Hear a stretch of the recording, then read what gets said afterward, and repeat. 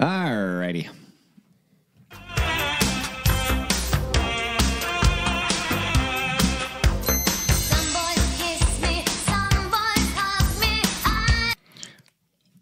Undeniably good. The best. You ever get the feeling that everything in America is completely fucked up? You know that feeling that the whole country is like 1 inch away from saying, that's it, forget it. Let's see, Hey, we're twist on, around. Now look, here's a house full of bees. You think the honey badger Please cares? It doesn't give a shit. let's get one thing straight. Guns don't kill people.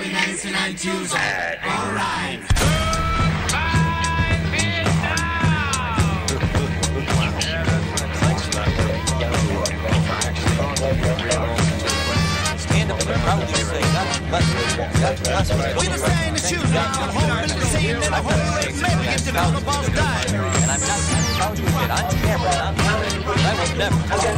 Chickens in my hand begin to cold. Baby, stay yet, Bill Joe. Man, what did I get it again? Ladies and gentlemen, we were saying the shoes down, home in the scene, then a whole red maybe if the color boss died. Well, this is the same way you can't be seen. You know, for someone, I'm a judge, God, believe it's a shame. You do come not to choose, not right, but not to show the whole but this again, not to come enough time.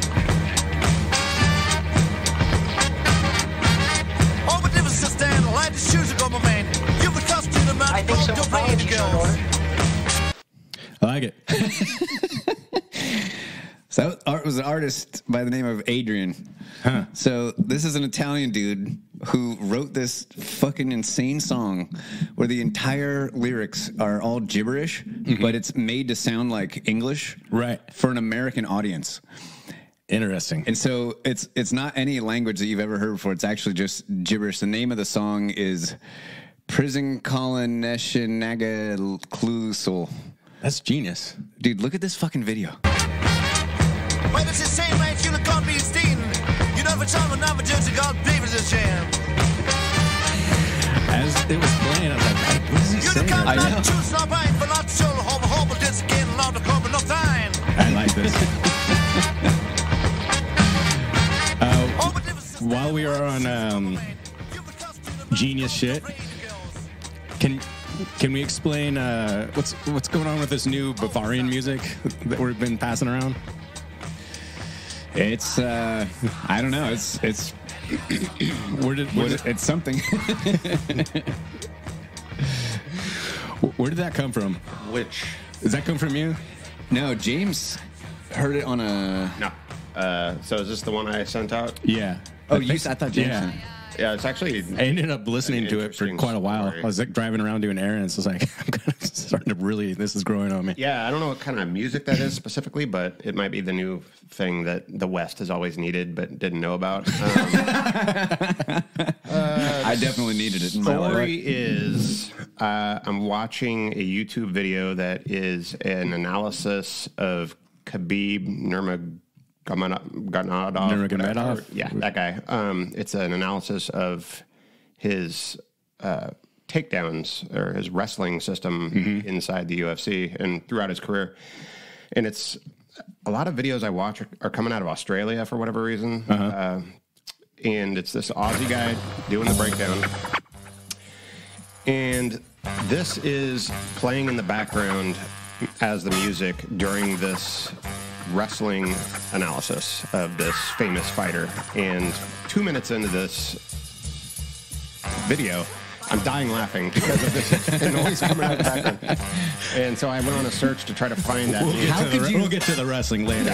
Who's this music by? I'm curious how you found it because when the link that you sent us that's on Spotify is not in English and it's not even in a Western language. Like you couldn't type this into a search engine. Yeah. The characters don't exist on your keyboard. It's like slight hipster house, slight like big band with a little bit of like Eastern Bloc yodeling. Yeah. Here and there. What really got me was the slide whistle, the what I thought were like children in the background saying "Yay!" periodically. I thought that was hilarious, and then I started to catch the squeaks. Yeah. Yes. Anyways, how I found no shortage of genius. Catching the squeaks is nothing to shake your fist at. I use the Shazam app pretty successfully. that would do it, I guess. So you get the audio coming out of one device, and you get the Shazam on another device, and it did not let me down. Because Kelly showed this to me yesterday, and I was like, it's pretty interesting. It's quirky. And then because I'm lazy, I get in my truck, and it just turns back on because that was the last thing I was listening to. And then I'm 4 songs deep going like, this isn't bad. I'm really starting to dig this. Yeah, I've had great reviews, just sort of non-solicited, shooting this out to people. Everybody's saying, yeah, that hits really hard. Yeah. Mostly the squeaks. All right. Got a message from a listener. This is from Tom. Hey, I'm trying to get more people on board with the show. It's hilarious, and some of my socialist friends are finally starting to wise up a bit to the world. I've started paying attention to cars more now because the people wearing masks alone in them, but I thought I might one up a story. Check out this picture. So he sent a picture of someone that on the back of their car actually has a big smiley face, and it says "Kill COVID." When the frowny face is the O on the COVID. Strong stance. It's Edgy. I didn't catch this the first time I looked at it, but look at the smiley face. It says it's a great day to respect women. There's nothing better than someone jerking off their virtue into a ceiling fan for us all to be showered with. Especially like the Liberty tree on his radio in the foreground of the picture. I like that. Thanks, Tom. I think people like that, they don't realize like inadvertently how kind of fucked up. It's a great day to respect women. Like you need a specific day for that. Like what's going on with your life, man? I had an idea in reference to what he was saying about trying to get his friends and family to be on board with the show. Free hot sauce, but I want to come back to that. Okay.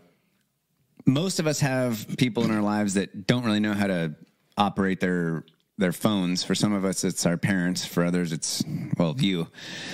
And I was thinking that what you can do, it would be a service to these people, is next time you are helping them with their phone, just go to the podcast app or to Spotify and just go ahead and subscribe to the Liberty Tree podcast for them. There we go. Yeah, help them out. Not bad. Yeah, we do have 2 takers on the hot sauce. Dave and Haas are both going to be getting some hot sauce sent their way. So Sweet. Anyone else wants some, email us through the website or, I don't know. Show us proof that you put the podcast in your parents' phone. Yep. We'll send you some hot sauce. Indeed. Okay, this is my deep thought for the week. All right. Do you think at the fair, there's carnies? Well, there used to be. And then now it's just immigrant workers, pretty much. I think we've talked about that before. And then there's the people that pilot the rides. Are they more or less the same people? The carny and the ride operator? Yeah. Well, what about the guy? I always wanted to make a half shirt that says "Never fight a carny." Being like fluorescent, like 80s style. That's a good one. And good words to live by. Write that down. What about the guy that pilots the Gravitron? Total psycho. Right? That guy's got to be a little bit off. So for starters, he doesn't have an issue with being periodically showered with vomit. I don't think he ever gets showered with vomit because it's always propelled away from him. Evil genius. It's pretty. He has to be okay with seeing vomit. I would say zipper operators. Oh, yeah, okay. I was thinking of the zipper. Yeah. Oh, okay.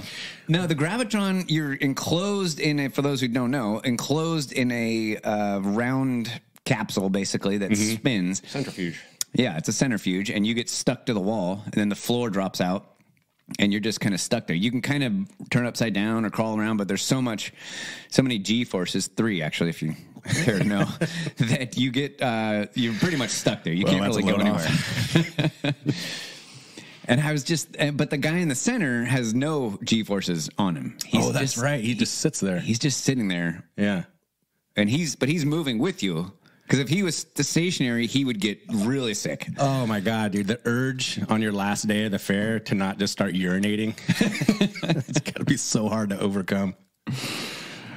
Yeah, I was trying to just kind of figure out what it would be like to be that guy. And I came across a story where... this might set this up. Because the last, like, functioning, like, real band I was in, we had working titles for all our songs.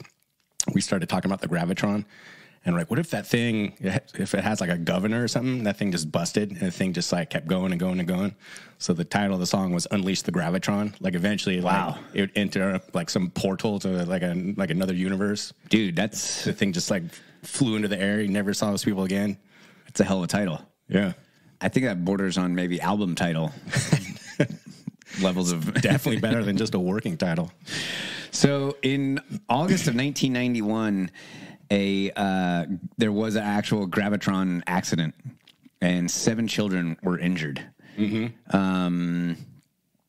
An inch pin sheared at the floor, causing one panel of the Gravitron to come off as the ride was slowing to a stop. The trooper said about 30 people were on the ride when the accident occurred. 4 children were seriously injured when they fell about 5 feet with the panel, and 3 young spectators suffered minor injuries from flying debris. Dude, I cannot fathom being on the Gravitron and like seeing a piece of some kind of fastener or some piece of equipment like rattle into the middle. It'd be terrifying. Fucking crazy. Yeah. All those rides. You know what's funny is that because now my son's 10, so he loves going to the fair and stuff. And I look at those rides, I was like, there's no way you can make me get on that thing. We went on the Ferris wheel last time we were at the fair, and all I could think about was it breaking. Yeah. Before I had a kid, I'd never think about that. Yeah. Once you have a kid, it's like, there's no way this thing was inspected properly, or you're looking at not done the maintenance on this. Some random meth head crawling out from underneath it. Can of spray paint. Is it a righty tighty, lefty loosey again? Jesus, man, I'm not getting on that thing. Yeah, pretty fucking terrifying. So when I was editing the podcast last, whenever it was, and Halloween was last Tuesday, was it? And so I'm in here, I believe it was like Monday night, and I'm looking through the studio door, and my wife's giving me I'm not very happy with you look right now. So I pull out my headphones. I was like, what's going on? She goes, because you always bring your boy over here, and they play together while we do the podcast, which would be Sunday.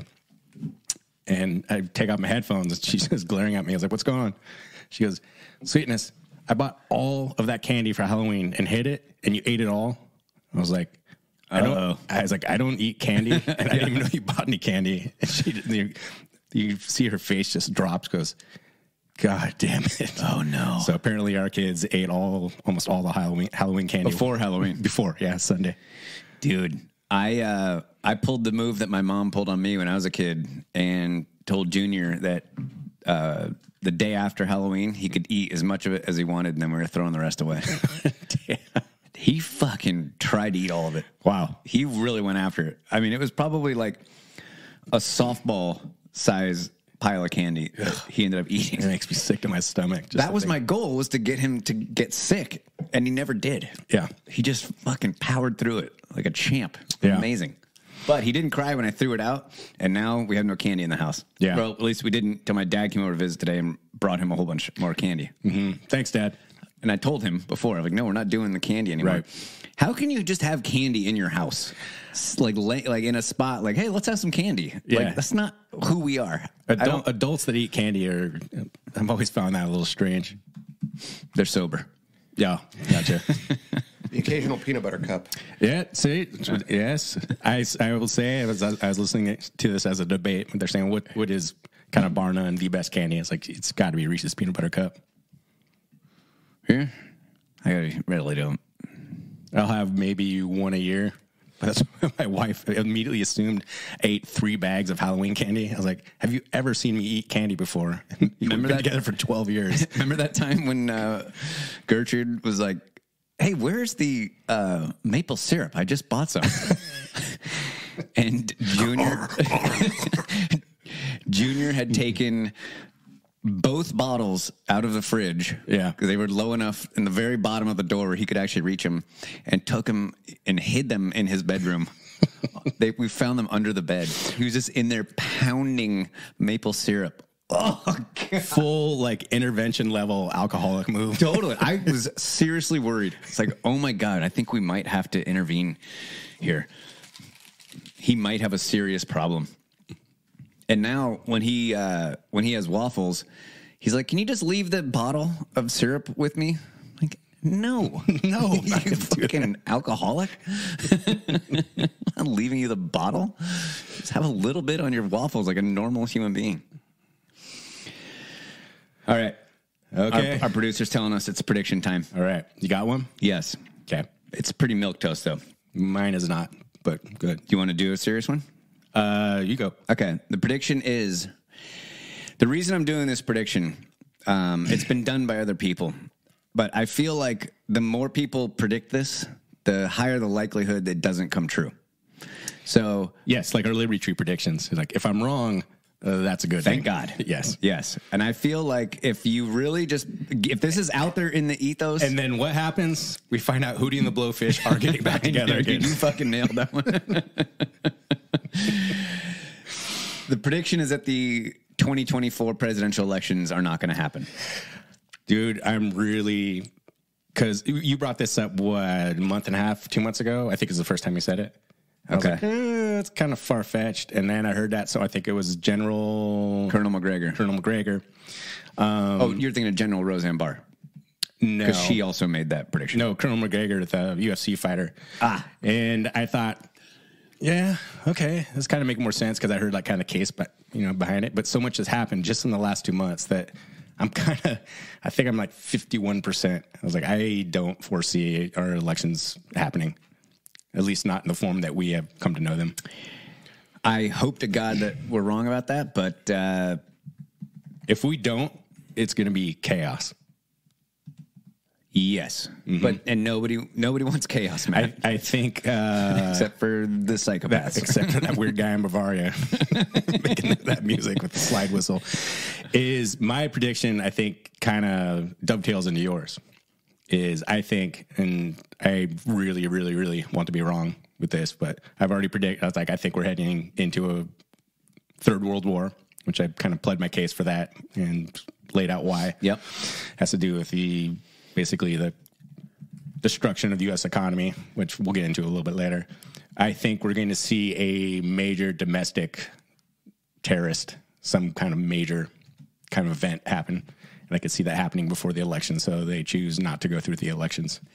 I think that if it's out there in the zeitgeist enough that it keeps being said that, well, it's going to be harder for them to pull it off because if everyone's expecting that they won't do the election, they kind of have to do it just to say, you see, you guys are such conspiracy theorists. We got to cancel you because everything you say is so destructive. But it's like everyone's saying it. Joe Rogan said it. All right, if it gets that mainstream. Did he say that? No, I'm just saying that if it gets to that point. Where, so I'm making that prediction as a public service. To be fair to me, is that these are the same people that held Event 201 right before the COVID lockdown pandemic.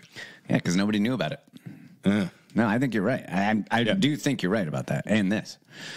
All right, I want to play a. Tell me if this rings a bell. September 20th, 2001. Americans are asking, terror. Why do they hate us? They hate what they see right here in this chamber. A democratically elected government. Their leaders are self-appointed. That's been bombing them for 20 years. They hate our freedoms. Our freedom of religion. Our freedom of speech. Our freedom to vote and assemble and disagree with each other. So, I have come to believe that he was actually right when he said all that. They hate us because we're free. Except that the they he's talking about is not the brown people on the other side of the world. He's talking about the political elites that run our country. Right. They do hate us. Yes. Because we're free. As we always say, if you take one thing away from this episode, these people hate you. They have nothing but disdain for you. Their leaders are self-appointed. A democratically elected government. Check. Their leaders are self-appointed. Check. They hate our freedoms. Check. Our freedom of religion. Yep. Our freedom of speech. Our freedom to vote and assemble and disagree with each other. I'd say he checks all the boxes right there. I like the new perspective on that. The thing that made me think of that is this new push to get rid of to take away our guns. Just like every mass shooting that ever happens, the psychopaths in charge try to seize on the opportunity Problem, reaction, solution. to turn that into a reason that we should not be armed. It's funny, you know, that when that shooting happened in Maine, they had a sign. To be fair, that came out of nowhere. No one knew that guy was going to do anything like that. Right. Like, exactly. Obviously, this guy was the exact kind of person that would do something like Say that. the line. He was on our radar. Woo! Yeah. There was a sign on the outside of the bowling alley that said, "We kindly ask that you refrain from bringing firearms into this building, and we would appreciate it if you left them in your vehicle. Please keep our atmosphere family friendly." As dumb as Kamala Harris is, Not a lot of people say that, but go ahead. I don't think... Well, I think that the concerns are based on what we should all be concerned about. But the solutions have to be and include what we are doing in terms of going forward, in terms of investments.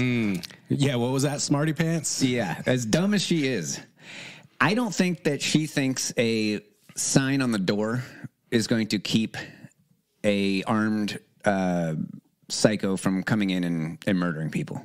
Yeah, I would argue someone like that's probably a little fast and loose with legal procedure. Go ahead, Bill.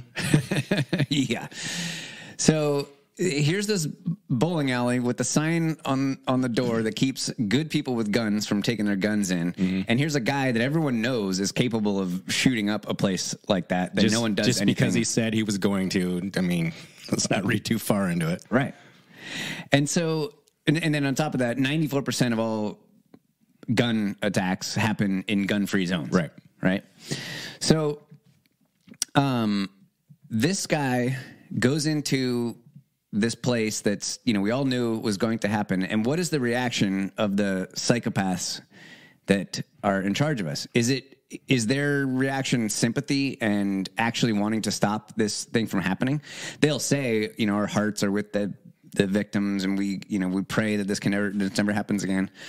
But they can't look at the most basic, obvious solution to this, which would be people in that bowling alley being armed to be able to defend themselves. Instead, they try to create gun-free zones where those people are sitting ducks, and they don't do anything about this guy that was on their radar that could easily go and kill them, right? What they are after is our guns. Yeah. Just like George Bush said, they hate us because we're free. Right. And so their solution is never going to look like protecting people, even though on that sign on the door, it says that we want to keep the atmosphere family friendly. Right. But I'm pretty sure that 6 people being murdered isn't very family friendly. Their solution is take away all the guns. Yeah. Do you know that shooter, after he fired his first shot, his gun jammed, and it took him 40 seconds to fix the jam? No. Did I tell you that, quick sidebar, after we went shooting out at the ranch, we were unloading stuff out of the truck, and my neighbor walked by and said something to us? Yeah, my son is, never met a stranger, and he loves, our neighbors, and he's talked to this lady before.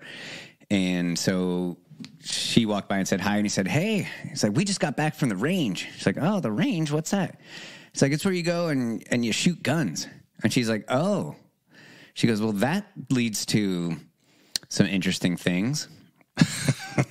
Oh, like, boy.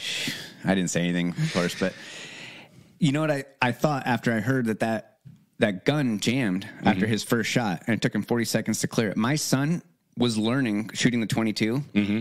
It's a semi-automatic 22 with a magazine, and it jammed a lot because it's just a 22. Right. It has no power. Yeah, and he learned how to clear. And the ammo is super cheap and dirty. Yeah, he learned how to clear the jams. Nice, and get the bullet out, the one that's stuck. And I thought when she said that, I was like, yeah, it does lead to a lot of interesting things. It would lead to him in a situation like that, knowing like, okay, this guy's gun's fucked up. I have a few seconds to either run or attack him or shoot him with my own gun or get out of there or whatever. Right. It would lead just a common knowledge of guns, of firearms, to know what to do in that situation. Good point. However, if you're on Instagram, you may have heard this chick. Banning these weapons of war on the street isn't about infringing on you, it's about protecting you. Imagine you're in a bowling alley with a handgun and a perpetrator walks in with a military-style weapon and a bulletproof vest. There's literally no way you're going to be able to defend yourself. Is that AI? What is wrong with her? She does look weird, huh? Yeah. No, because I saw another picture of her on something else that, see, I think that's her. She looks kind of weird there, too. Anyways, just whether or not she's real. I'm just saying, a lot of AI out there. Yeah, it very well could be AI, but I don't think that changes the fact that the message is you are helpless. Yeah. Even if you had a handgun, what can you possibly do?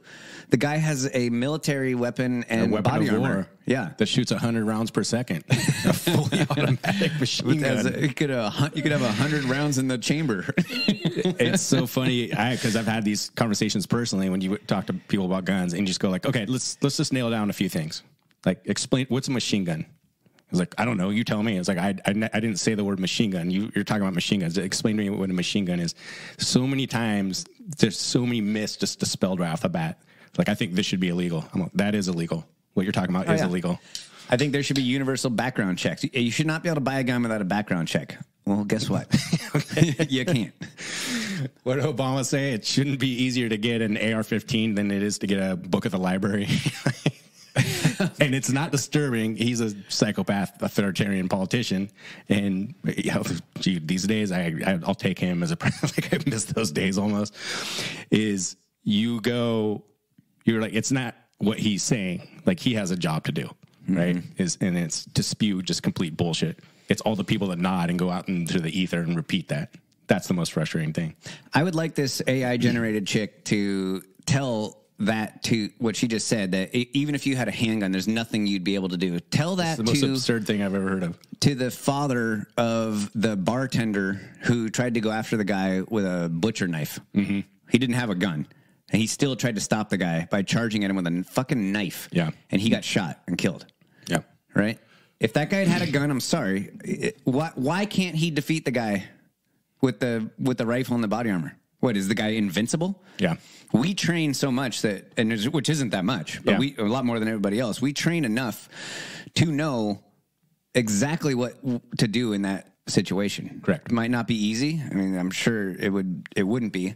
But even just when that guy's gun jammed, even if you just started firing at him and you didn't hit him, now he's on the back foot. He's playing defense. He probably is going to get the hell out of there because he thought he was in a gun-free zone where 94% of all attacks happen. He thought he had just fish in a barrel to shoot, and now he doesn't. And I do carry a weapon. I was telling you earlier, I carry it more and more for exactly situations like that. We went to a place last night where a lot of people gather, and it's a gun-free zone, and I took my gun with me. Yeah. And I just thought, you know what? If I just don't give a shit. I don't want to, I'm not after hero status. I just want to know that if that were to happen here, that I would have a fighting chance. Yeah. So fuck those laws. I'm going to do what I think is best for my family. One last clip here. I don't know. I'm with her. I'm with the AI. Here's our vice president on the subject. Before I address why we are convened here today, I will address the tragic events that happened last night in Maine. Last night, Lewiston became yet another community torn apart by senseless gun violence. Once again, routine gatherings, this time at a bowling alley and a restaurant, have been turned into scenes of horrific carnage. Doug and I mourn for those who were killed. We pray for those who were injured and grieve with so many whose lives are forever changed and impacted by what happened. The Biden-Harris administration will continue to provide full support to local authorities. And as we gather details, we must continue to speak truth about the... Dude, I swear she's drunk. I was going to say, like, how many pills is she on? She is always in this altered state. It's all because I've had a lot of friends. I've had some problems with the pills, and she does that bottom jaw thing where so that kind of just like becomes unhinged a little bit. Right. Yeah. That's a full like Oxycontin, like Vicodin kind of thing. Totally. Moment we are in. In our country today, the leading cause of death bottom jaw of American children is gun violence. Yeah, especially if you count 19-year-olds as children, and 18-year-olds for that matter. They were adults. And now, apparently they no longer have the right to vote. And in the spirit of the CDC, you change the definition of what a mass shooting is. Yeah. And almost entirely, the vast majority, if you take out suicides, which is actually the majority, I think, or it's like high 40s, and then almost entirely it's gang violence in inner cities. From 18 to 19-year-olds. 18 to 19-year-olds. And 17-year-olds. Yeah. Yeah. But we're counting them as children now. Gun violence has terrorized and traumatized so many of our communities in this country. You guys seem a little... And let us be clear. Think of pills. It does not have to be this way, as our friends in Australia have demonstrated. That's what And we with that, then, the beacon of freedom. Stop clapping. Do not stop clapping. Is Australia the same people that put people in COVID quarantine camps? Yeah. So what the solution is clear. Like, do not let them, what is it called? Snow job you, or I don't know what the phrase is, but lie to you, gaslight you, that they're not just after your guns. She just said it. Yeah. We have gun violence. We need to do what Australia did, which it means take away people's Disarm guns. the entire population. Exactly. Yep. That's obviously what they're after, even though the problem is not that people own guns, which is a debate that probably will never end, but we've gone over it a million times, but fucking that's what they're up to. Yeah, I think pointing to Australia as the example of how to run a free society is a little off the rails. Yeah, pretty dark. So it's Sunday, so I thought I'd be remiss if I didn't bring up sports. Ah, nice. So when you play the sports All right, bumper? Fox and Friends starts right now. Hey, this is going to be an unbelievable day of news, so don't miss a minute. Israel against Gaza. Point out the power players going against Israel. You got the West Bank, you got Gaza, but there's other players in this region. So let's break it down country by country. First off, look at this. Afghanistan, we know they're running for the hills because of the Taliban. Iran, front and center. Egypt is where they came up with the Muslim Brotherhood that gave birth to all these terror Absolutely gave birth to all of it. Let's back up and go over how we got here and who the players are. First, let's look down. Outline, this is the size of Israel, roughly the size of New Jersey. Missiles from Hezbollah coming back in, opening up a two-front war right there. So let's go to the wall. What about Hezbollah? They're known as the gold standard of terror groups. Hamas is Shia. I think Hezbollah, no, you're right. Hamas is Sunni, and then Hezbollah comes up as Shia. We have the muscle. We have the energy. We got the strategy. Okay, let's put it in perspective. Let's take a walk over to the map about where we're at right now. And first off, get an idea of the region. Friendly, Egypt. Friendly, Jordan. Here is Syria, obviously an enemy. They all love to kidnap, obviously. They all love to kill, they all like to horrify people, and they like to intimidate. That's really what makes up terror. That's what's so scary about our current Pete, that was really good, but you know what Chris is doing right now? He's doing this right here. You know what that means? I'm told that means 30 seconds left. During the week and the weekend. All right, Pete, great job. Thank you, Brian. I'll see you over the weekend. Dude, how demented is that? Fucked up, dude. I can't believe you made that video. It's disgusting. Yeah. So I apologize in advance. As I saw that, and then as we were discussing earlier, we revisited, or I did the Deagle website and the Deagle predictions, which has been a little refresher in case we have. Okay, so Deagle, Jake wasn't here that day. Yeah, so Deagle is a military, basically aggregate information site, and it tracks all of military hardware being bought and sold all over. Right, it's like Amazon for weapons of mass destruction. Right. Yeah. Basically, it's like the eBay of mass murder. And they contrast this, they cross-reference this with, you can look up each country, which has like their GDP, the population, the average income, on and on and on. Everything you need to know, basically all geopolitical, statistics for every country, right? Now, the Deagle prediction, do you roughly remember what it was?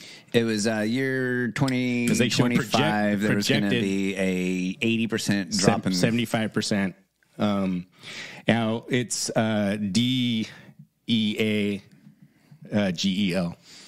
And I spent a bunch of time on this because you can look at, like, China just bought all this, and, Afghanistan's buying this, and, it's pretty dark, but pretty interesting. But as far as the prediction that we saw, which has been basically scrubbed from the internet, it's pretty hard. You can find it. It just takes some days. It's not on their website. Wayback Machine or but whatever. They're saying that we're looking at close to a 75% reduction in population in 2025, right? Now, it's important to note that by and large, that reduction is not seen globally. It's seen in specific places. Europe, the U.S., the Middle East, and certain parts of Asia. Africa, not really so much. A couple of countries in Africa I remember being closer to the Middle East. And that's right. And so I started thinking about this. So first thing, and we kind of started this discussion, and this Deagle thing it's pretty mysterious. It's pretty kind of bizarre website. So first, if anyone, any employees of Deagle out there are listening, shoot us an email. We'd love to talk to you. So we began this conversation yesterday. Is the first thing you have to think of is, which you should think of all the time, right? If you're following what's going on with Hamas and Israel, and you see some horrific video, is you go like, is this even real, right? Okay. Is it AI generated, like the chick you just put up there? And if it is real, is it from the war that they're talking about? Are the people who they label in that video, is that who that really is? And what do you mean? So I'm saying, like, you see a lot of videos like, look at the brutality of insert name here, and it turns out the names were reversed on there. Okay. And so I'm just using this as kind of a primer. Is like, when you take in any information, first thing you should do is start asking questions. Like, is this even real? That's why I was thinking about flat Earth today as we were discussing it. I was like, I mean, how do we really know what we know? There's not a lot in this world that you can go like, I 100% know that this is true. I can go with my gut, or like I 80% think this, but I'm also open to the other discussion, right? It's particularly for information. These are the questions that we need to ask, right? So when you see something as horrifying as this Deagle site that shows a 75% reduction in population, in the U.S. and Europe and the Middle East and China. I just take their word for it. CNN, not so much. Deagle, sounds logical to me. Sounds good to me. So this is the discussion that we're having yesterday. Is like, well, the first thing you need to do with as with anything, everything exists on this gradient, right? It's not like it's true or it's not. It's like, it's just like the false flag argument. It's like, well, I'm not on this end and I'm not on this end. I'm like, it's somewhere in the middle. I might be closer to this side or whatever. You know what I mean? And we try to kind of eliminate the myth of a false flag. Was that last episode that we did that? Yeah, one or two. Yeah. So you have to do this with Deagle. You're like, well, is it real? Could be. Is it leaked? And they leaked, someone put up something that they weren't supposed to, and then it got shared around, and then they took it down. That could be. Is it completely fabricated? It's this website is comprehensive and vast, and has, like, if it is fake, someone put a shit ton of work into there, like, to try to scare the entire world, I guess. If it's 100% fake, it's one of the most intensive jokes that anyone has ever, labor-intensive jokes anyone's ever tried to pull off. Hats off to you, sir. Yes. I mean, yeah, it's huge. So, but do you remember what we were talking about yesterday? I was like, so it's kind of like I made a metaphor with the fires in Hawaii. Like, okay, so on one end, like the conspiracy theory spectrum, on the far end of it is directed energy weapons, and they were starting all these fires, on purpose, right? And then, everyone was in on it, and they chose to shut off the water, which they did. The fire department was told to stand down. They did. And why? So we always go like, well, why? Like, what's the why to that? That's why, like, some conspiracy theories, I'm like, I just don't understand, like, who would benefit from this? Like, why would they put so much work into something? But the why for the fires and the why were that, so these multinational developers were trying to scoop up that land they've been trying for decades for pennies on the dollar.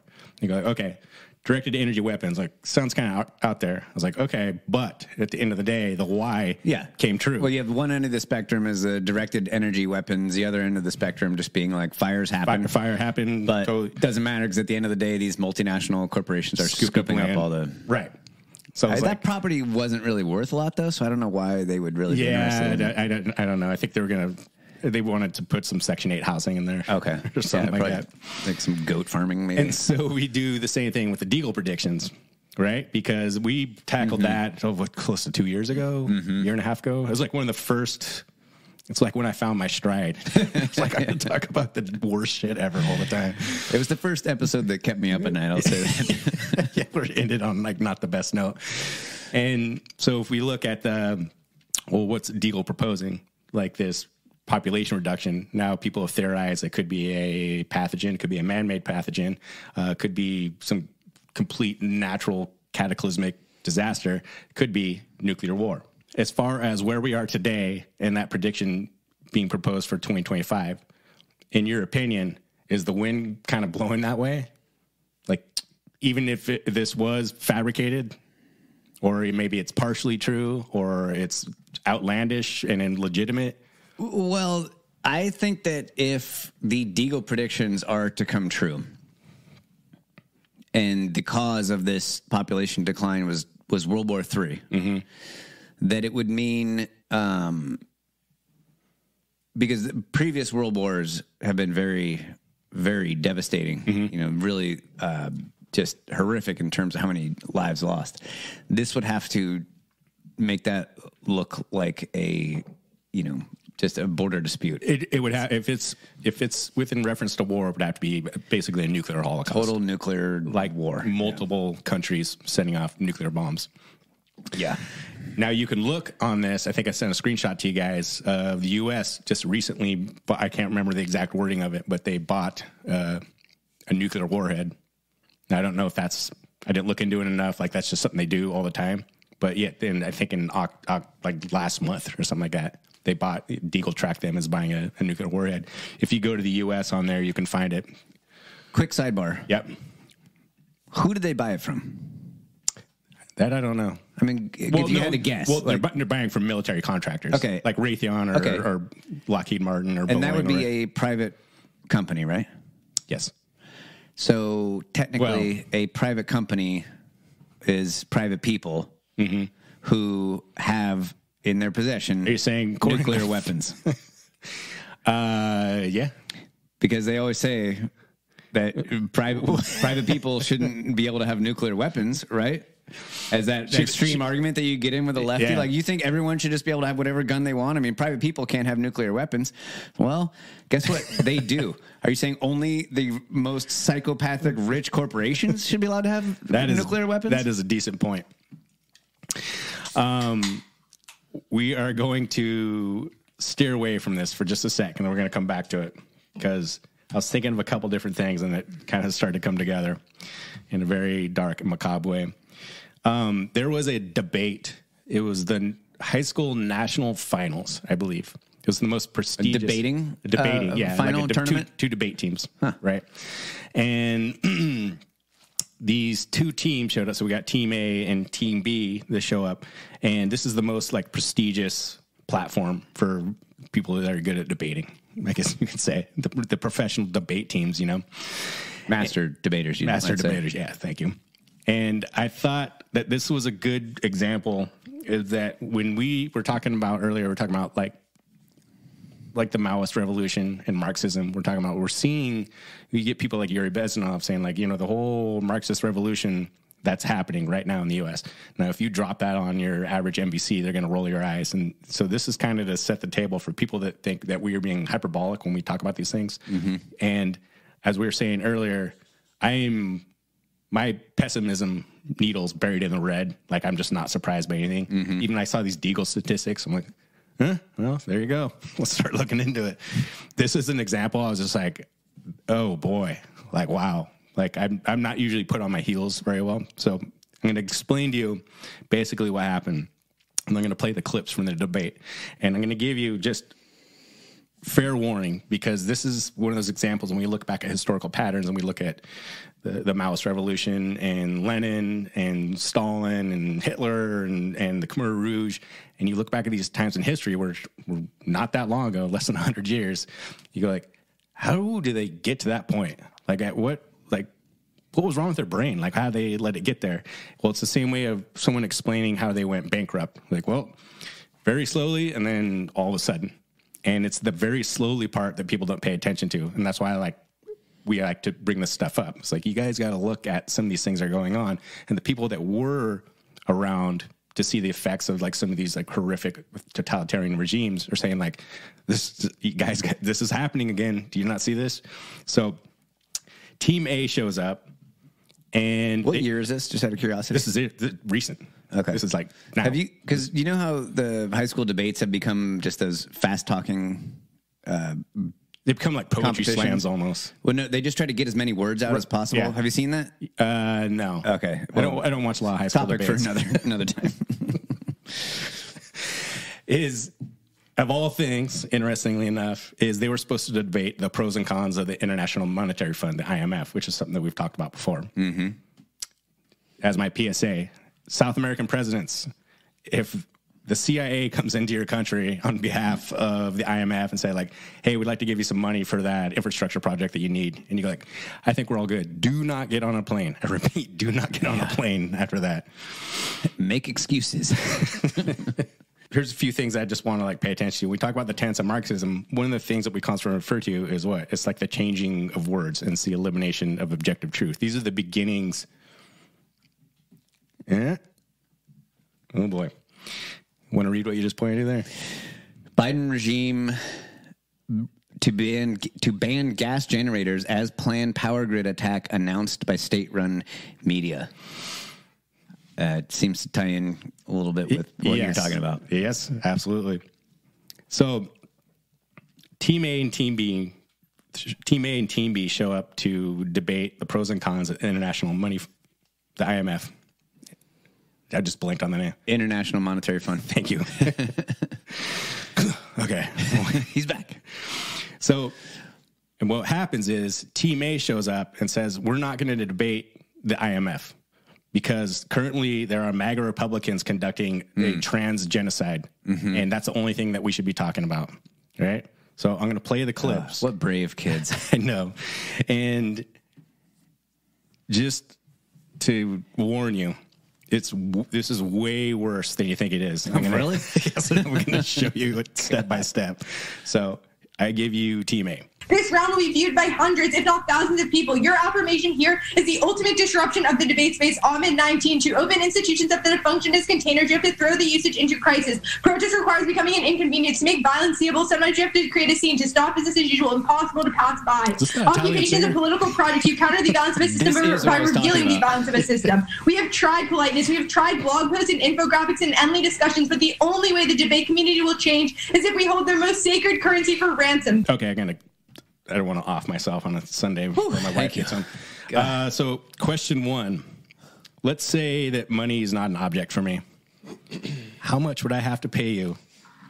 You have to drive across the country with her in the passenger seat. You can't be blind drunk because you're doing all the driving. You got to drive to the East Coast and back. Why can't I be blind drunk? Because you're driving. Oh, you're saying we'll just kill both you? No, I mean, I'm a good blind drunk driver. All the way, just one way across the country? Yeah, let's go one way. Get off in Bayonne, New Jersey. I'd do it for $1 million. $1 million? Yeah. Okay. Because Bitcoin's going off right now, and I might be able to let's fucking do pull it. This thing off. So I actually kind of enjoy it. Tell you what, you just pay for the gas, and I'll do it. I liked her.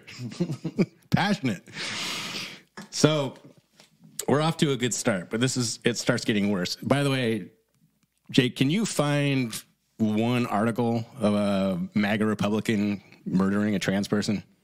I mean, she's saying it's a genocide, which would mean multiple murders I would just like a that's the epidemic definition. level. Yeah. So, but let's start off, see if we can find maybe one. So we're already deep into Maoist territory, but this is where it gets way worse. This is what I was saying, because you would guess, one would assume, if you are on Team B, ready to debate the IMF, and this is the opening kind of salvo, you go like, as a rational human being, you would say something along the lines of, I thought we were... Anyway, the pros of the IMF. You're a stupid, spoiled cunt, and I refuse to debate you on that. I rescind the rest of my time. Here's the response. So I think in light of this, Marcus and I have decided to concede the round against Dalton. I think that their message that they've read throughout the entire tournament is incredibly impactful. We're not even to the bad and part yet. By debating it, I don't think we want to undermine the message that they're trying to get across or try to tear down an argument just for the sake of picking up a ballot. But rather, I think what's more important is to hold a conversation, to discuss their messages and their experiences as well. So in light of everything, we think it's the most important thing in the round is to make sure people have a voice in the first place to get across their message. And there's no greater place to do that than TOC finals. So, questions. Is this, correct me if I'm wrong, but is this not a struggle session? That's exactly what it is. What's your understanding of what a struggle session is? Yeah, as so we know from the Maoist Revolution. This guy, the guy that she's debating, who was just talking, is in the center of the ring and now has to admit his biases and his what was she talking about? She's talking about trans. Yeah, so his genocide, his transphobia, right. And how acquiesce to the power of a woman in this case, someone that is he has power over. I guess presumably. Yeah, he sounds white too, so I'm sure. Yeah, he's obviously the devil. Right. So you have to kind of break this up from here because, like, I really want to like people to understand of like what the components of this are, right? Because what we have is Team A, the girl in the beginning, is the true believer, the one screeching at everyone else, right? I mean, she sounds unhinged, right? Not well. And B is not the true believer. B is scared for his fucking life, right? He's going like, oh shit, like I'm just about to get dragged on the chopping block. And they're looking at him going like, there's only one thing that you are going to say. And if you don't say that thing, like we will destroy you. What is he afraid of, you think? Because they're in high school, right? Yeah. So he's afraid of missing out on his opportunity to go to... ostracized from the group. Well, it's also like... this debate is somehow going to play into his plans of getting accepted into colleges, right? He's obviously going to college if he's doing this. It really will have an impact on his life. They will destroy your life. Because, I mean, when my kid's in high school, he's not going to have to worry about getting his life destroyed. I don't think he's going to have the kind of life where we're going to be living underground, foraging for food in the desert. Yeah, our kids aren't going to have to worry about this shit. Okay, if he was in high school, that's kind of my point in bringing this up, which I'll get to. I just mean if he was in high school today. Okay, let's say that if this was Ferndale. And your future, was going to be something that didn't involve college. You were that kid. You were just kind of like, you wouldn't have anything to fear. But this kid actually does, and I think most high school kids that would be on a debate team. There's a reason why they're on the professional debate team, because it goes on your resume, and he's looking to go to college, and where this whole thing, this old Maoist Marxist revolution is like on steroids. It's like going up and up and up and up. So if only he had the foresight to anticipate this and then one up her. You know, like, oh, you're worried about trans genocide? Well, guess what? Your whiteness is the problem. He goes in a wig and a wheelchair, like, oh, well, look at you, bipedal trans person. No, he's sitting behind the table in the wheelchair, and he just turns and wheels out. I dare you. She's like, he's got a skirt on. Oh, he's good. Oh, he's really good. I bring this up because, you know, first off, the beginnings, you know, the beginning stages of the Cultural Revolution, whether it be Mao or Stalin or Lenin, or the ones we talk about, are always controlling the language, redefining words. You know, the Marxists that you were debating is like, I'm not going to debate you using facts because, you know, that's a part of the white patriarchy or whatever it is. Yeah. And you are left in a spot like, well, there's no discussion then. And you just have to listen to that person yammer on with just fucking diarrhea of the mouth of just every emotional opinion they've ever had, because there's nothing you can push back. You can't go like, that's not true. That's not true. That didn't happen. History says this, or whatever it is, you know. And this is why I always tell people, it's like, I always tell people, like, just push back in the very, very beginning, right? Because it starts out small. And you have to realize that once they get you to apologize or bend the knee, you're never getting off that knee again. Like, they're going to, you know, because once you go down on that knee, the foot goes on your shoulder, and it doesn't stop till both feet are on the back of your neck. This is why I tell people that try to get canceled, like celebrities, I'm like, just tell them to fuck off. Like, people like Adam Carolla. No, I'm not going to apologize for that. Like, because it's not, he knows, he has the foresight to realize, like, it's not going to stop there, because once you apologize, you've shown that weakness, and they're like, oh, it's blood in the water. Yeah, essentially is what it is. So that's why when people say, like, you know, you better say Bruce Jenner is a beautiful woman. Like, no, I'm not going to say that. That's a not attractive middle-aged man. You're not going to make me say that's a beautiful woman. And like, this was years ago. I got people got pissed at me. I was like, I'm not going to say that. That's the stupidest thing I've ever heard. Like, this stops here. I already see where this is going. Like, I'm not putting blood in the water for you people. So you have to understand that the way these struggle sessions work, or these kind of cultural kind of Marxist paradigm shifts go, it's like, you have to look at, if we look at historical patterns, is that girl doing the screaming, and, you know, she's pointing at this and she's saying, you better say this, and she's trying to control what people say, is, I think what these people don't realize, the activists, the kind of the boots on the ground of these movements, they don't realize, like, it's the movement, if we look at history, always eats itself. And you have, like, it's only a matter of time. You're going to end up on the chopping block. As we were joking about the guy coming out in the wheelchair. It's like, it's only a matter of time, because you are making this victim oppressor kind of hierarchy. And you don't realize, like, it's a Ponzi scheme. It fucking implodes on itself every time. You know, and as all of these movements have since recorded history, since we can look back at them, because you don't like realize that this is something we bring up. We still need to do a deep dive on Yuri Bezmenov. He was the KGB defective who came to the U.S. And he's saying, like, he talks about this stuff all the time. He goes, you guys don't realize, like, you're doing it. You're doing the thing that I've been warning you about. So he looks to, if you look to, like, Nazi Germany, right, is, you're familiar with the brown shirts. So the brown shirts went around, and they were kind of the boots on the ground of this kind of cultural movement. And they rounded up all the Jews, rounded up all the gypsies, the disabled, the undesirables, as they put them. And at the end, after they had rounded up everyone, they look to the top of the power hierarchy and go, we got them all. Like, now what do you want us to do? And they go, like, cool, good job. Get against that wall. And they fucking executed all of them. It's like, we're done with you now. Like, we don't need you anymore. And that's how these movements work. And I just try to, like, tell people, like, pay attention to this stuff. And if you're out there, you know, screeching at someone aggressively, you know, you're right in your heart. It's like these movements, like, it's going to turn on you. It's only a matter of time. We're seeing that with the left, with the Israel-Palestine thing. It's like they're fully just, like, eating themselves of, like, who's the more virtuous and who's the more righteous. We're seeing it's happening on the right too. Yeah. I mean, it happens everywhere. You have the Megyn Kelly and Dave Rubin conversation talking about how, you know, and Ben Shapiro doing the same thing, that basically bringing wokeness to the argument that you have to be pro-Israel, or else you're not a real conservative. You're not right.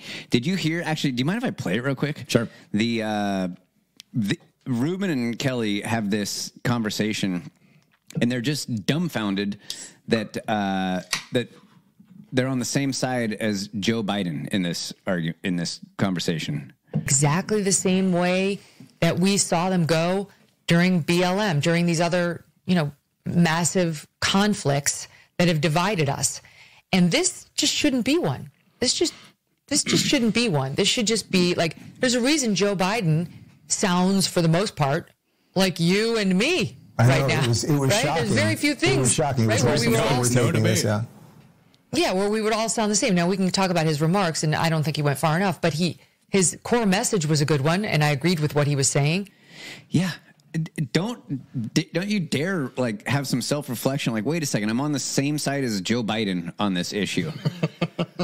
That must just be because it's just so right. What I'm thinking is just so right. Even Joe Biden's on my side. Not wait a second.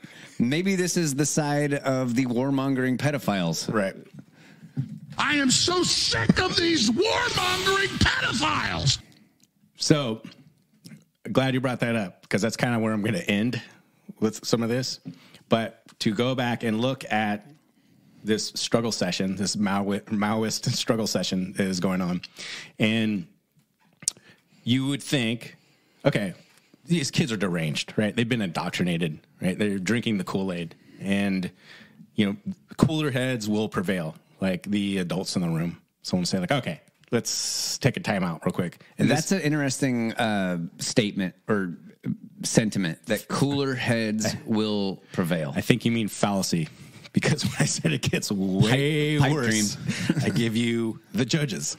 I want to also thank you for allowing this to happen, University and Dalton, for bringing up arguments that you could definitely receive backlash on, but especially JJ for being brave and taking this step. Full struggle session. Yeah, well, she didn't actually say anything right there. So after that, I'm back to looking at the Deagle statistics, right? And as I'm kind of going through these statistics, and remember we did on the last episode, basically I wasn't just waving my hand going we're heading to World War III. I gave it. It's it's because of this. It's the BRICS nations are going to double in size. By the way, I ended up looking more into that. It's called Operation Sandman. It can get, as most of these things do, don't let it turn into a QAnon thing. It could be false, but very sober, very learned, academics and people that follow geopolitics is no, the BRICS will double in size, and particularly within the context of the UAE and Saudi Arabia, if they go off the petrodollar, which they have no reason to stay on the petrodollar once they join BRICS, that will be the complete destruction of the U.S. economy, the U.S. dollar, right? Because that's the only thing semi-tangible that is backing our currency at this point, ever since we went off the gold standard. And stopped actually making anything. So then we get into predictive programming, because one of my favorite things about authoritarian psychopaths is the times that we go back in hindsight, they told us they were going to do that. And Event 201, they had Event 201, and then they just shut down the economy. Dark Winter, Crimson Contagion, they're so good. That's predictive programming. You fucking dummies. We told you what we were going to do, and you let us do it. Thank you once again.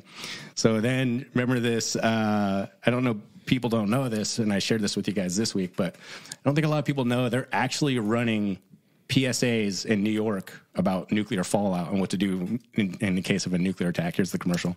So there's been a nuclear attack. Don't ask me how or why. Just know that the big one has hit.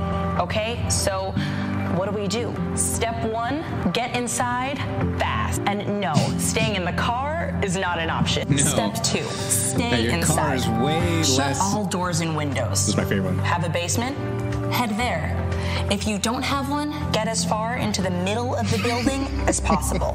If you were outside after the blast, get clean immediately. Remove and bag all outer clothing to keep radioactive dust or ash away from your body. Step 3. If only the people in Hiroshima had Media that. for more information. All right? You've got this.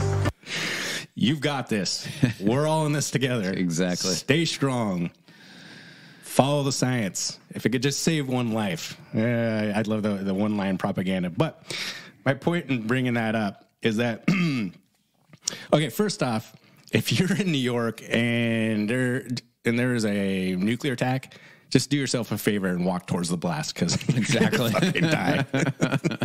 Totally. I don't want to be dark, but I'm just saying die a hero's death and just get it over with. But I thought about the Deagle statistics, and I was watching this Marxist debate, and what I'm going to bring up is wildly unpopular, and I'm not saying that this is my take on this, but then when you look at all the stuff, and then we're looking at PSAs and looking at, we're looking down the barrel at World War III, we're having PSAs about nuclear Holocaust attacks, basically. And after I saw that debate, and then we also look at the Hootie and Blowfish coming out with a new album, Creed's coming out with a new album, and they just released a new fucking Beatles song.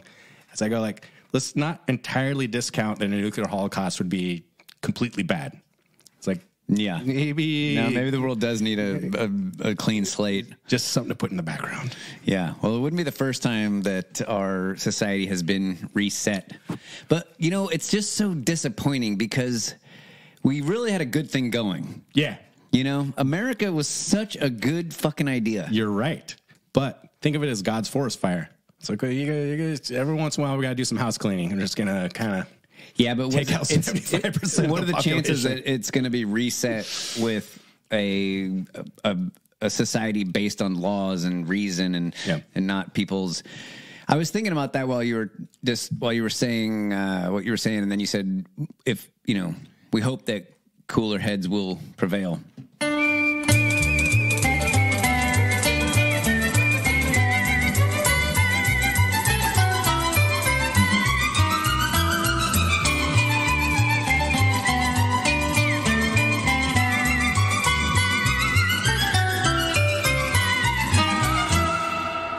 Пока на месте ничто не держит и не на скуку. Check it out. The idea of cooler heads prevailing made me think of something that I've been kind of kicking around in my head for a while now. That whole concept, cooler heads, basically what you're hoping is for reason to trump emotion. Did you just say Trump?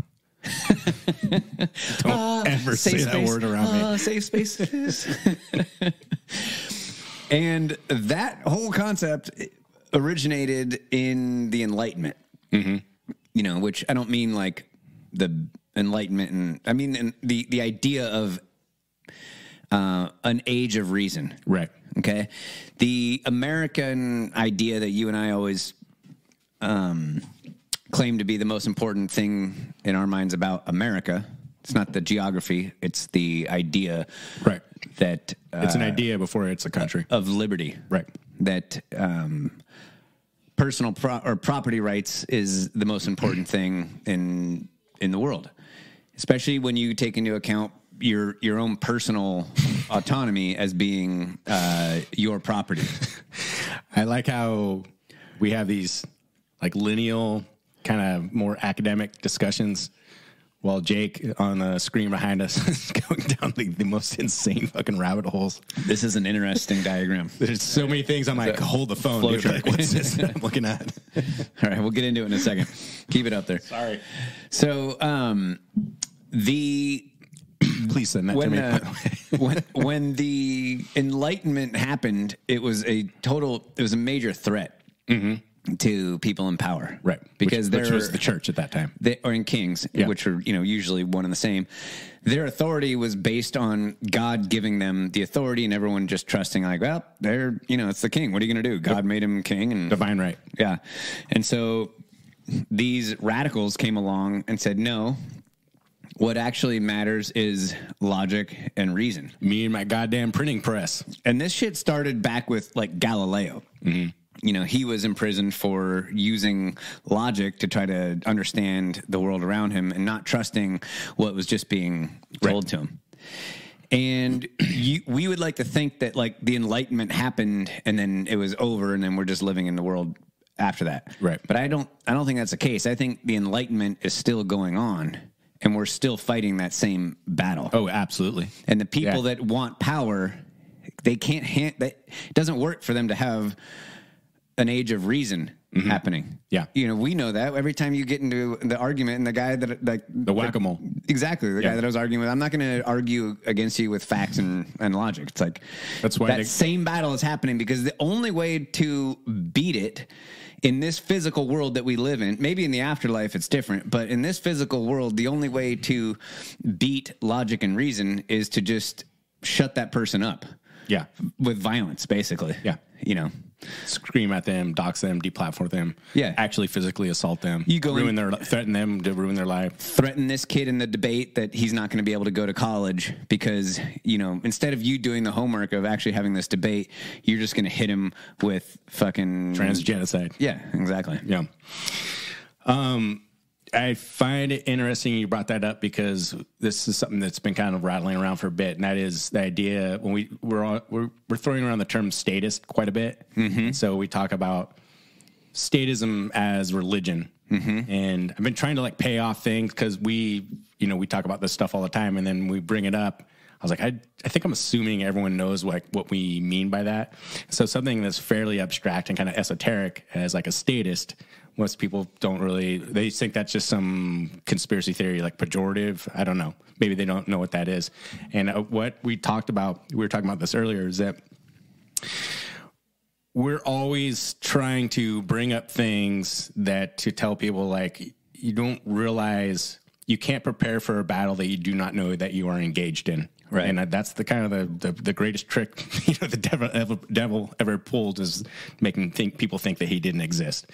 And it's like being at a bowling alley with a butcher knife and some guy walks in with an assault rifle. Right. Except in this case, it's a war of ideas, and the devil wears a suit and tie. These are our political elites that we're always talking about. And more than anything, as dark and as like black-pilled as things get that we bring up, is we're saying like, no, the step one is you have to be aware that you are engaged in this ideological battle. Like you don't even know that it's going on. This, the Marxist. There's a reason why in that debate that second kid just knew. He goes, "Oh, here's what I got to do. Like say the line, say the line." It's like it's psychological warfare. It's a SAP. Like you've been conditioned through the culture around you. Like you know what to do. You're bending the knee. You might not realize it or not. But I think that we fail a lot in that we think that we're engaged in a psychological or in a battle of ideas.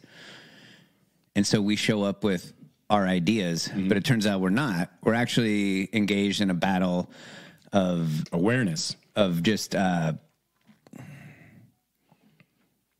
it's low blows and cheating, right? Versus ideas. Yeah, it's not a battle of ideas. You're doing jiu-jitsu, and the other guy's doing dick biting. You're like, okay, it clearly has an advantage here. I thought that was a part of jiu-jitsu. Is there a black belt in the room we can defer to?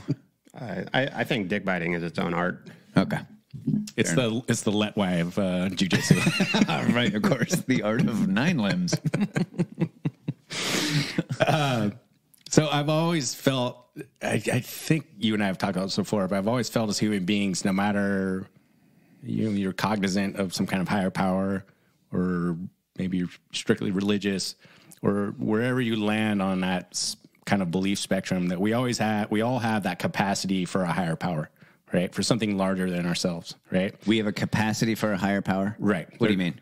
There's something in our souls that know there's something bigger than ourselves out there. Gotcha. Right? And you can fill that up with whatever you want. Or some people don't have that capacity, which would make you an insufferable narcissist of the highest order. Like there's nothing bigger than myself out there. Like that's there's me, there's human beings. That's pretty much it. And so for a guy like Sam Harris, he fills that with just being an insufferable asshole. I don't know. What does that guy fill it up with? Well, I think that it's the statism kind of fits into that mold, right? I mean, absolutely. It's this. It's not even science, because I think that he's he's unscientific in a lot of ways. It's an adherence to the, trying to get away from the word state, just the establishment. Yeah, the power hierarchy. Yeah, right. And that's because that's his biggest thing that he's always talking about. Is like we have to get back to our trust in the experts. Oh my God, that guy. So we can think of this like I did like a deep dive on kind of religions, and we can think of like what we know as traditional religions, which would be what Christianity, Islam, the Druids, paganism is seen as religion. Funny as I was like going down this list and looking at all these different religions, the Branch Davidians were on that list. And even though, their fundamentalist teachings, were done entirely out of the Bible, they were still described. Entirely? Well, they took, it was based out of the Bible. Okay. Entirely out of the Bible. Now they put their own spin on things, and you could, argue their execution was off. But they were described on, this comprehensive list of religions as an apocalyptic suicide cult. And I'm like, suicide cult? That's an interesting revisionist way to describe the murder of 30 women and children. 28 of them being children, 2 of them being pregnant women that were murdered by the ATF and the FBI. I was like, I wonder if in her retirement years, maybe Hillary Clinton's editing Wikipedia pages. It's just so unusual to know so many people who died from suicide. It's like surrounded by a suicide cult. So, but the reason why I bring up just the idea of religion, not to go through all the different religions, but is that some of the, if we can verbally deny the existence of a higher power, like I'm an atheist, for example, as I did the majority of my life because I thought it made me edgy and punk rock, but we still have that capacity. The most of us still have that capacity in our brain. Like there's something bigger out there. And then we point out, it's like, I think some people fill that brain with something else, not some kind of religion, but I know people, it's pretty much climate change is your religion. It's like everything, it's the filter, it's the prism through which you filter the world around you, and then how it goes into your brain. You know what I mean? So if climate change is your religion, is no matter what you're talking about, everything goes through this prism of like climate change. Like human beings are, there's too many of us, we're destroying the earth, and everything, all the information I take in goes through that filter, and the way that I view my perspective on the natural world around me goes out through that same filter. Yeah, I wonder, do you think it's just a coincidence that the biggest atheists are also, I'm thinking of like Bill Maher, are also the biggest alarmists about climate change? It seems to me like a really great way to get people to adhere to your secular religion would be to get them off of their original religion so that they have that a void that can be filled with a secular religion like climate change or like whatever, trans rights. It's a capacity in your brain. And if you fill that up with God or Jehovah or Muhammad or wherever it is, then therefore you can't fit in that other religion that we're trying to give to you, which is climate change or statism. Like a blind fundamentalist devotion to the state. When we say the state, we mean what? The top of the power hierarchy. Yeah, the political elites. The gulags were full of priests. Right. Yeah, there's a reason for that. You cannot have religion and communism. I started the Gulag Archipelago all over again. Really? I'm on volume 1. It's so good. It's so good. It's terrifying. It's beautiful though. At the same time. Yep. So when we choose to, I also, Scientology? Yeah. And it came from L. Ron Hubbard and Dianetics. Dianetics was originally in 1950. It was basically this is kind of funny because I'm not, this isn't a screed for like, in the end, y'all need to get right with God. That's what I'm getting at. It's like, I'm not saying that. I'm drawing parallels between religious fundamentalism and the religious devotion to the state. I'm saying there's some metaphors there, not metaphors, but direct parallels, right? Scientology, Dianetics, L. Ron Hubbard writes Dianetics. It's originally like a self-help therapy. He loses the publishing rights to the book through whatever reason, goes bankrupt, repackages it up as a religion, and fucking makes all his money back. And that's why we have all these like Scientologists now. Oh, it's so weird. He published like more books than any other American author. Really? Something like that. I didn't know that. Double check me on that, Jake. Hubbard? Yeah, L. Ron Hubbard. I bet you Judy Blume has the edge. Are you there, guys? It's me, Margaret. I know. Tying it back into religion.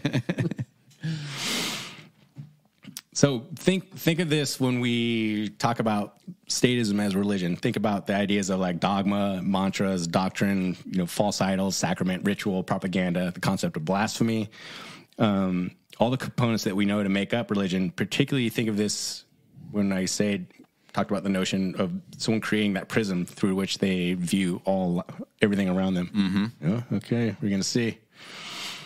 So statism.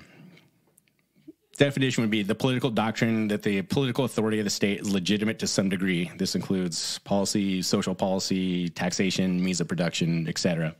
And wait, that you believe that the political doctrine of the state is legitimate to some degree? Mm-hmm. It's a pretty gray area kind of definition.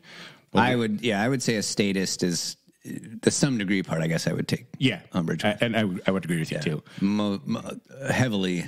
Agree with me. Yes. Legitimacy of the state. So let's think of what are some like political systems as we know it. Because let's go all the way to one end. I'm not going to say left or right because they're loaded terms. But we go to one end, you have anarchism, right? Just no gods, no masters, or could be God, but like no, there's no power structure, right? Now I'm not going to do a deep dive on anarchism. But people think that that just means absolute chaos, like a complete free-for-all. It's like, no. You have, basically codified norms of decent behavior that people follow. And if they don't, they're ostracized. They get fucking shot. They get thrown in a wood chipper. Yes. It's not complete chaos. And then after anarchism, you have minarchism. Right. Okay. So some kind of like bare bones, like barely observable form of a power structure. I guess an example would be it's there to protect its citizens, which I'm using my finger quotes there, from theft, aggression, and foreign invasion. That's it. You have a police and a military. Right. And in the middle, we have some form of functioning representative democracy, maybe. Which would be like what our founding fathers what the country's supposed established. To be. Yeah. And then as you go farther down, obviously, we have socialism, we get to communism. And on the other end, opposite of anarchism, would be totalitarianism. It's complete state control of everything, which is a degree above communism, which I'm not going to get into the... You can get so far out in the weeds. The minutia is a little boring. This stuff. So I'm guessing most people, to some degree of accuracy, can probably guess where we land on that spectrum. We might even differ personally, on that, but we're pretty far down, way down towards anarchism, like more or less.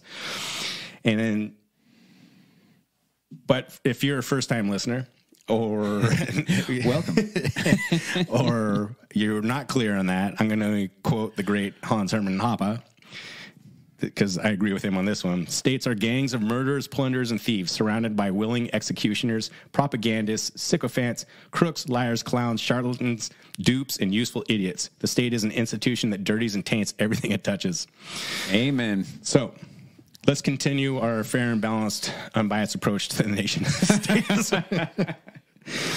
So let's think about some of the tenets of religion. So let's talk about ritual and indoctrination. Have you guys ever been to a Catholic church? Yeah. Okay. Jake? Probably once. Yeah. Ritual and indoctrination in spades. Stand, sit, kneel, repeat the phrase. Sit, kneel, repeat the phrase. Yeah. Right? And this is where I get to, and I'm not poking fun at Catholics. My family's Catholic. I grew up going to, sparsely attended Catholic church. I'm lucky that my parents didn't make me go. But I'm pretty familiar with the way it works. And this is where I get to do one of my favorite things, which is simultaneously upset both the left and the right at the same time. The liberation of not being on a team. It's such a beautiful thing. I'm guessing they no longer do this because probably some overeducated suburbanite white woman found it problematic. But do you remember going to elementary school? Yeah. What's the first thing we did every morning? Pledge of Allegiance. Pledge of Allegiance. We're pledging our allegiance to the state. Yep. If that is not indoctrination, I don't know what is. Yeah. We like to look down our nose at, communist China, right? And, you know, that like they're forced to have this devotion to the state. It's like, we spent our entire childhood. We could all three say the Pledge of Allegiance off the top of our head, and we haven't. It was drilled into our minds. Yeah, we did a whole episode on the Pledge of Allegiance. We did? Yeah. Yeah, it was written by Francis Bellamy, the defrocked socialist minister.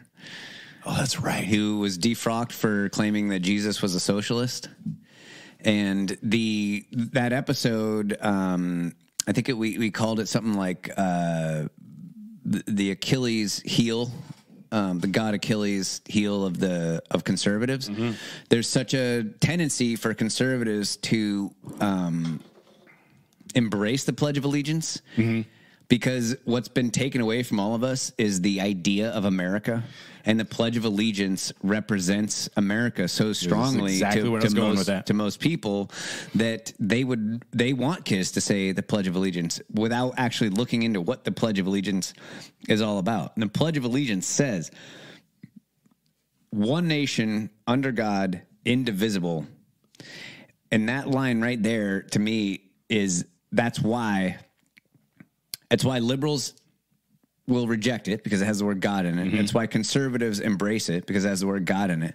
But it gives this idea that you are pledging to an indivisible state, meaning the state cannot be divided, it cannot be destroyed, it will always be there, and you're pledging allegiance to the state. That one section of it right there, I think, is the crux of the whole matter.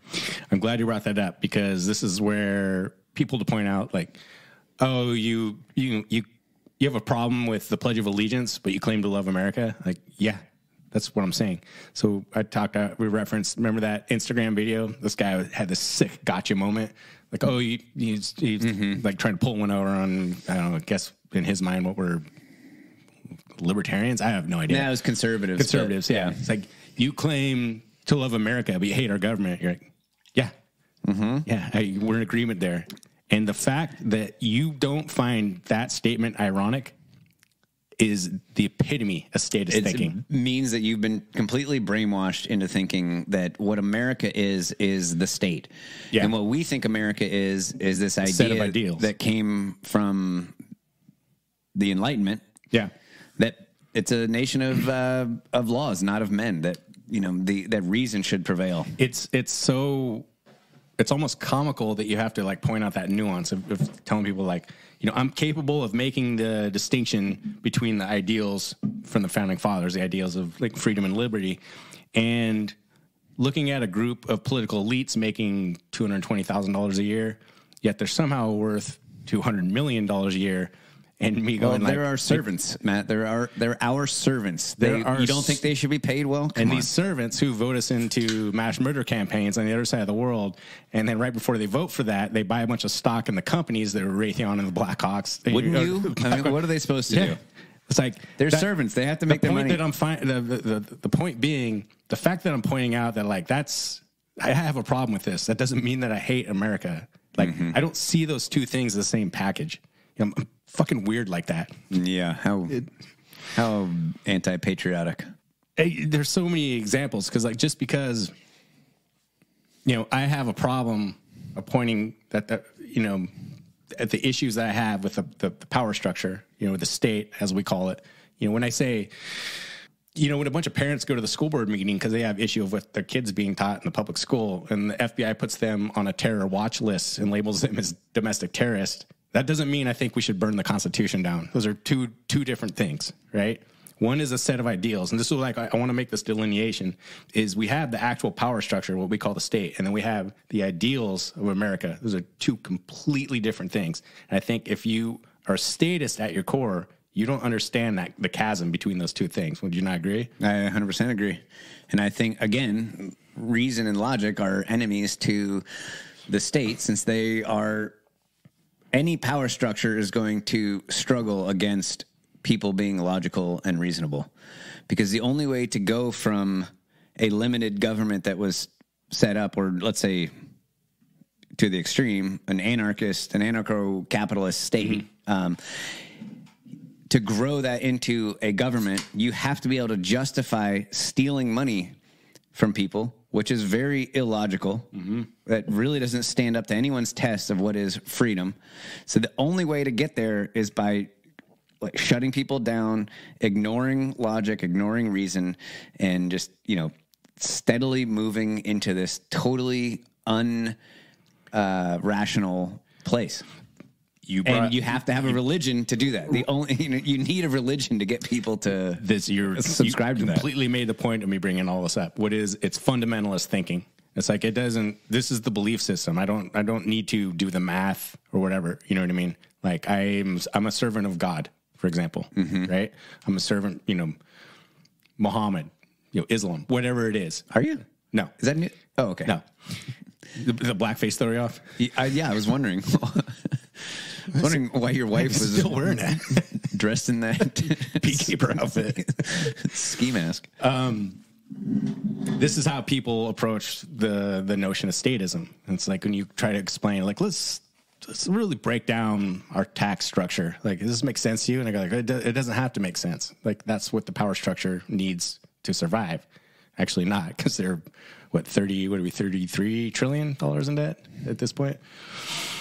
So I'm trying to get people to just think of this like in a kind of different way. That's such a great, is such a good point. Like, paying taxes is not about funding the government. No. It's about you knowing your place. It is. It absolutely is. And if you are a religious fundamentalist, you don't have a problem. These are people like, he's like, I look forward to paying my taxes. I don't mind paying my taxes. It's like, it's because. Well, you hear people say it all the time. It's like doctrine. I'm an honest, hardworking taxpayer. What about the roads and the schools? Yeah. I pay my taxes. I don't know. Why do I have to deal with this stuff? That's like the virtue signal that you're a good American. So think about some of the other things, though. Because think about, for those of us not cursed with the collectivist wiring, those of us who don't have fear of deviant thinking, and those of us who have fully cut out the warm blanket of normative conformity. It's like I like to ask these questions. When I say fuckery, I want to look into it. I want to learn more. This is where you get the pushback. So think of like smaller things, right? Think about explaining to someone free driving. And I've had instances where someone gets like upset. Have you? Oh, yeah. What do they say? Like, what's their argument against free driving? Well, you're just going to crash into and kill whoever you want, yes. Run people off the road. What's to stop you from people just plowing into each other at a four-way stop? You're like, I don't self-preservation. Everyone wanting to get home safely to their family. Like I am confident in my own intellectual skills to navigate this situation that I know what to do here, and I'm going to assume that other people do too. I don't need some mommy daddy government like making these rules. And then people go like, well, you're just driving like an asshole all the time, which one of the main tenets of free driving is. Yeah, never inconvenience anyone. You don't do anything that would ever inconvenience someone else. But if you have that collectivist wiring, that makes no sense to you. They're just like, all I know is like you're committing blasphemy, right? You're going against my fundamentalist beliefs. Like, because if you could make your own decisions, you'd be left up in your own devices to make your own decisions of like how to get home safely, then why do we even need this government at all? And that's when people start getting their like wires crossed. Same thing with conspiracy theories, right?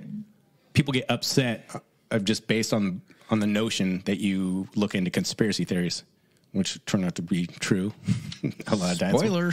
But why is that? Why is that?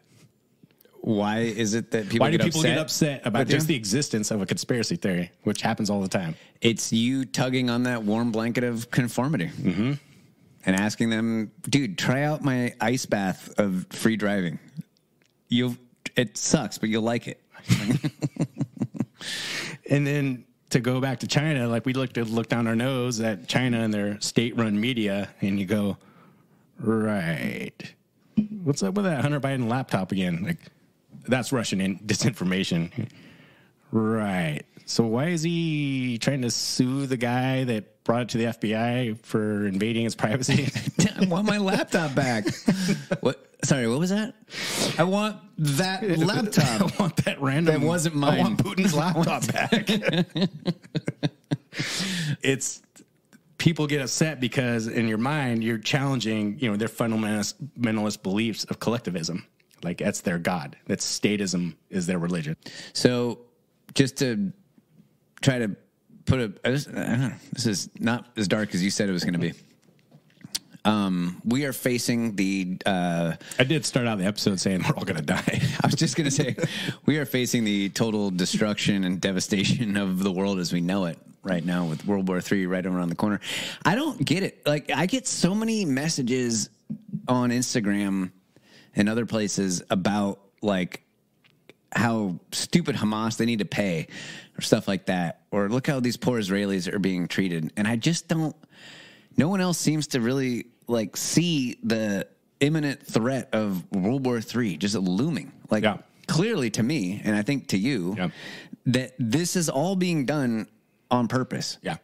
Right? You said something earlier about standing down. Why? And I can't remember the exact situation, but it made me think. Fireman in Hawaii. Okay, exactly. The fireman in Hawaii had to stand down. And then I thought, man, the cops in Uvalde stood down. Or the IDF in Israel. The IDF in Israel stood down. I mean, it would be an interesting... 7 hours. It would be an interesting article for someone to write about all the times when the authorities that are from the state that are supposed to be protecting us were told to stand down by, I don't know who told them. That would be really interesting to know, right? But all these protective forces were told to stand down, and all these terrible things happen. Why? Why 7 hours for the most heavily defended border in the world to be, unguarded? This stuff is happening on purpose. They're really trying to, and we've talked about it, all the reasons before. They're trying to create this terrible event in our world. They're trying to make Deagle come true. And if it can be prevented, it'll happen with people like us standing up and just resisting what's going on. I think that we actually have a chance. I don't know if we do or not, but we have no other choice. We may or may not, but that's irrelevant. It is irrelevant. Just act as if you do. We have no choice but to try and stop this from happening. So I don't know. Figure it out in your own life how you're going to do that. But stop sending me Instagram images of the poor Israelis and how they're being treated, and start thinking in the 4D chess way of what's actually going on out there. Amen. And a woman. Thank you. Thank you, Jesus. Fucking bigot. We don't stay in the shoes now, and whole building scene in a whole red maybe get the color boss dying.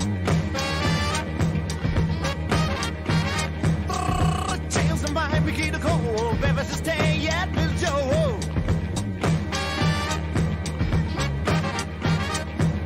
We don't stay in the shoes now, and whole building scene in a whole red maybe get the color boss dying. But it's the same, right? You look on me, Steen. You never tell me, never just a god, baby's a sham. You do cover not choose, not buying, but not sure. Hope this again, not the cover, no time. Oh, but difference is stand, light the shoes, go, my man. You be tossed to the mountains called the radio girls. Oh, for something.